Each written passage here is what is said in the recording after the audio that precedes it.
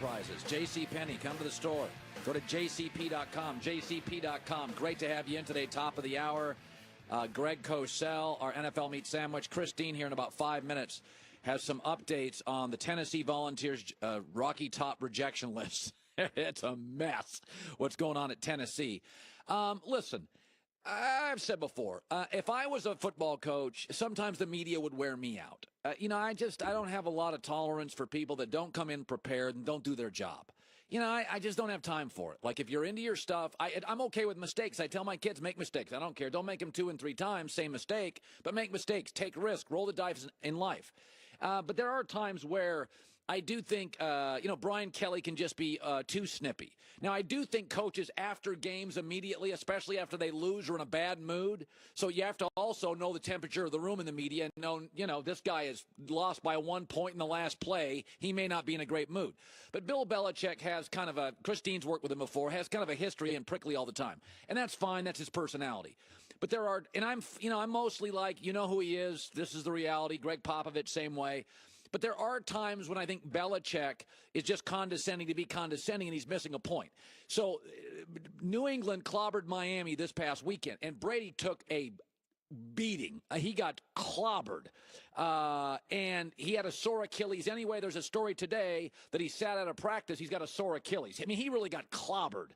And Bill Belichick, after the game, there was a very legitimate question by a reporter, and Bill got very prickly. Given the score, did you have any thought of taking Tom out late in the game, particularly given the hits he was taking? What, on the kneel downs? I mean, what difference does it make? No, before that? No. Okay. It was being sarcastic. First of all, the game was out of hand, start of the fourth, and Miami doesn't have the offense. They just don't to get back in that game. His basic premise is, I'm playing guys all the way. But Belichick's also the guy, they'll never rest Brady. If they lead the division by 5 games, he won't rest Brady in Week 17. And let me show you something. Don't kid yourself. Tom Brady is aging. We called in our business a deep dive. You can just look at stats and say, Brady's great, Brady's great, Brady's great. No, let's deep dive. When do we really care about how our quarterbacks play? Do we care in September? No, Alex Smith is the MVP in September. Do we care about how they play in October? Alex Smith is the MVP in October. When do we care how our quarterbacks play? After Thanksgiving. Watch this. If you don't think Brady's aging and could use rest, Tom Brady last 5 years, these are the stats after his 12th game every year. Read them, Patriot fans, and acknowledge him. He ain't great. 7 TDs, 3 picks. 15 TDs, 7 picks. 7 TDs, 3 picks. 13 TDs, 6 picks. His interceptions go up. Why? Arm strength goes down. 38, 39, 40. We know that great quarterbacks like Aikman were out of the game by 34. We know Marino was physically shot at 36. He is clearly, at the end of years, not as efficient, not quite as good. This reminds me of Johan Santana with the Twins to the Mets. Johan Santana was a great pitcher, and the Mets are like, we're going to get him. And Johan Santana, if you did a deep dive, his last year in Minnesota, strikeouts down, home runs up. What did it mean? It meant Johan Santana could no longer throw the ball past people as often. And when he tried, some yanked it out of the park. He was still an ace. He was still a starter. He was still an all-star.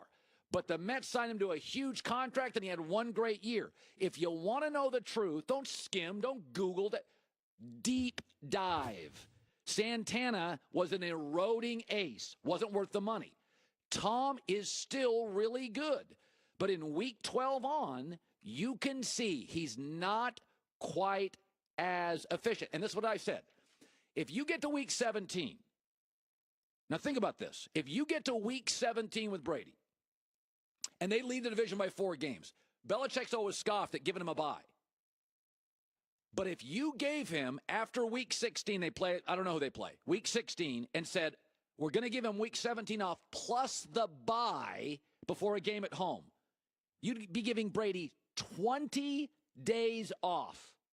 he would be the freshest he's been since Deflategate. How good was Brady post-Deflategate? Remember that? He got a month off? How great was he? He was unbelievable.